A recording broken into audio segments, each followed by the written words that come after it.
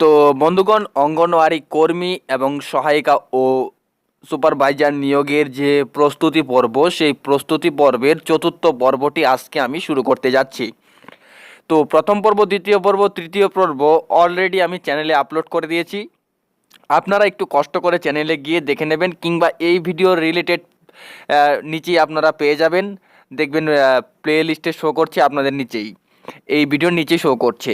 তো আপনারা সেখান থেকেও দেখে নিতে পারবেন। তো এটা কিন্তু চতুর্থ পর্ব। এছাড়াও আমি আপনাদের সিলেবাস নিয়ে আলোচনা করেছি এবং পরীক্ষায় কোন বিষয়ে কত নম্বর থাকে এবং কিভাবে নিয়োগ প্রক্রিয়া হয় সে বিষয় নিয়েও আরেকটি ভিডিও আমি আপনাদের দিয়েছি।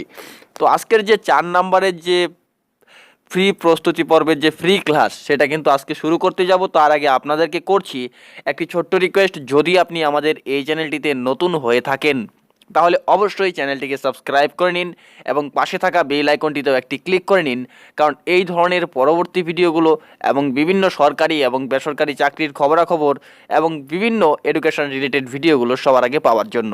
তো চলুন আজকের ভিডিও শুরু করা যাক। তো আপনারা স্ক্রিনে দেখতে পাচ্ছেন, আপনারা তো জানেনই যে আপনাদের আমি এই ফ্রি পিডিএফগুলো প্রোভাইড করে থাকি। তো আপনারা দেখতে পাচ্ছেন, ঠিক একই বলার কিছু নেই। আজকের পর্বটি কিন্তু চতুর্থ পর্ব। এটা কিন্তু মাই স্মার্ট সাজেস্ট ইউটিউব চ্যানেলের ছোট্ট একটা প্রয়াস। তো আপনারা দেখতে পাচ্ছেন যে সিলেবাস, মানে এই নিয়োগ প্রক্রিয়া এবং সিলেবাস কিভাবে হয় সেটা আপনারা ইতিমধ্যে স্ক্রিনে দেখতে পাচ্ছেন। আশা করি আপনারা আগের ভিডিওটি দেখেছেন। তো ভিডিওটি পোস্ট করেও আপনারা পড়ে নিতে পারবেন যদি আপনারা আগের ভিডিওটি না দেখে থাকেন।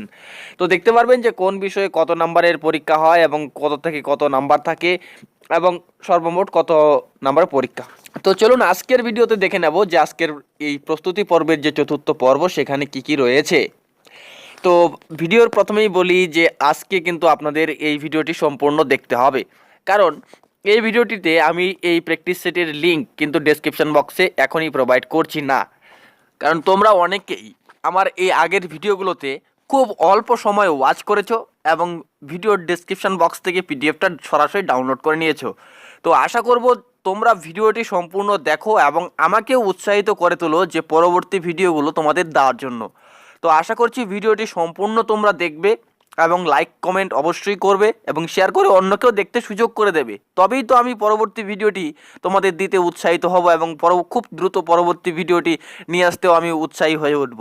তো চলো আজকের ভিডিও যে বিষয়গুলো রয়েছে সেগুলো তোমাদের দেখিয়ে দিচ্ছি। ও আরেকটা কথা, তো আমি তোমাদের অবশ্যই এই পিডিএফটারও লিঙ্ক দেব, কিন্তু 2-1 দিন পরে আমি আমার এই ভিডিওর ডেসক্রিপশন বক্সে অবশ্যই লিঙ্ক দিয়ে দেবো। তো চলো প্রথম কোশ্চেন যেটি রয়েছে আমাদের, অর্থশাস্ত্রের রচয়িতা কে? আমরা জানি কৌটিল্য।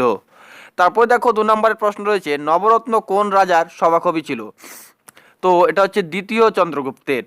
তারপরে দেখো বেদের অপর নাম কি? শ্রুতি। তারপর সিরাজ উদ্দৌলার সেনাপতি কে ছিলেন? মির্জাফর। তারপরে দেখো 5 নম্বরের প্রশ্ন রয়েছে, হিউয়েন সাং কার রাজত্বকালে ভারতে এসেছিলেন? হর্ষবর্ধনের রাজত্বকালে। তারপর দেখো তাজমহল কে প্রতিষ্ঠাতা করেন? শাহজাহান। তারপর দেখো রবার্ট ক্লাইভের প্রচলিত শাসন ব্যবস্থার নাম কি? দ্বৈত শাসন। তারপর দেখো সীমান্ত গান্ধী কাকে বলা হয়? খান আব্দুল গফফর খান। তারপর দেখো মঙ্গল পাণ্ডে কোন বিদ্রোহে শহীদ হয়েছিল? সিপাহী বিদ্রোহে। তারপর দেখো দিল্লি চলো কে প্রথম বলেছিল? সুভাষচন্দ্র বসু। তারপরে প্রশ্ন রয়েছে দেখো, বিবাদী নামে কারা পরিচিত? বিনয় বাদল দীনেশ। তারপরে প্রশ্ন দেখো, ডু অর ডাই কে বলেছিল? মহাত্মা গান্ধী। তারপরে দেখো মহাবীরের কোথায় মৃত্যু হয়? পাবানগড়িতে। পাবানগড়ি, উত্তরে রয়েছে পাবানগড়ি। তারপর দেখো 14 নম্বরের যে প্রশ্নটি রয়েছে, নীল নদের দান কাকে বলা হয়? মিশরকে। 15 নম্বর যে প্রশ্নটি রয়েছে, জাতীয় কংগ্রেসে কবে প্রতিষ্ঠিত হয়? উত্তর রয়েছে 1885 খ্রিস্টাব্দে। 16 নম্বরের প্রশ্ন রয়েছে, ইবন বতুতা কোথা থেকে ভারতে এসেছিলেন? আফ্রিকার মরক্কো থেকে। তারপরে 17 নম্বরের প্রশ্ন রয়েছে, পলাশির যুদ্ধ কবে হয়? উত্তরে রয়েছে 1757 খ্রিস্টাব্দে। তারপর দেখো 18 নম্বরের প্রশ্ন রয়েছে, শেষ মোগল সম্রাট কে ছিলেন? উত্তরে রয়েছে দ্বিতীয় বাহাদুর শাহ। তারপর দেখো 19 নম্বরে যে প্রশ্নটি রয়েছে, আলমগীর বাদশাহ গাজী কার উপাধি? ঔরঙ্গজেব। 20 নম্বরের প্রশ্নটি রয়েছে, উত্তর পথস্বামী কার উপাধি? উত্তরে রয়েছে ধর্মপাল। তারপর দেখো 21 নম্বরের প্রশ্ন রয়েছে, ভারতের রক্ষাকর্তা কার উপাধি ছিল? স্কন্দগুপ্ত। তারপর দেখো 22 নম্বরের যে প্রশ্নটি রয়েছে, শের শাহের আসল নাম কি? উত্তরে রয়েছে ফরিদ খাঁ। তারপরে দেখো 23 নম্বর যে প্রশ্নটি রয়েছে, বাবরের আসল নাম কি? উত্তরে রয়েছে জাহির উদ্দিন মোহাম্মদ। তারপরে দেখো 24 নম্বরে যে প্রশ্নটি রয়েছে, তিতুমিরের প্রকৃত নাম কি? উত্তরে রয়েছে মীর নিসার আলী। তারপরে দেখো 25 নম্বরের যে প্রশ্ন রয়েছে, আজকের পর্বের সর্বশেষ প্রশ্ন, চেঙ্গিস খাঁর প্রকৃত নাম কি? তেমুচিন। তো তোমরা এই পর্বে যে 25টি কোশ্চেন তোমরা দেখে নিলে, আশা করি তোমরা সমস্ত ভিডিওটি বুঝতে পেরেছো এবং ভালো লেগেছে। তো ভিডিওর ডেসক্রিপশন বক্সে দেখো এই পিডিএফটির লিঙ্ক আছে, তুমি ডাউনলোড করে এটিকে স্টাডি করো। কারণ তোমাদের আমরা একটা কথাই বলি, কারণ তুমি ভিডিওটি সম্পূর্ণ দেখো। তোমাকে আমি এই কারণেই প্রথমে বলেছি যে এই লিঙ্কটি দিচ্ছি না, কারণ তুমি না হলে ভিডিওটি প্রথম থেকে শেষ অবধি দেখতে না। Sorry, I am so sorry যার জন্য বলার জন্য। তো আশা করব প্রত্যেকটা ভিডিওই তুমি প্রথম থেকে শেষ অবধি দেখবে এবং লাইক কমেন্ট করবে, অবশ্যই করবে, শেয়ার করবে। আমাকে যে আরও বেশি বেশি করে উৎসাহিত করে তুলবে, যে প্রত্যেকটা যেন ভিডিও নতুন পরবর্তী পার্টগুলো যেন আমি তোমাদের জন্য খুব দ্রুত নিয়ে আসতে পারি এবং তোমাদের আমি উপহার দিতে পারি। তো এটাই আশা রাখি, আর কিচ্ছু আশা রাখি না।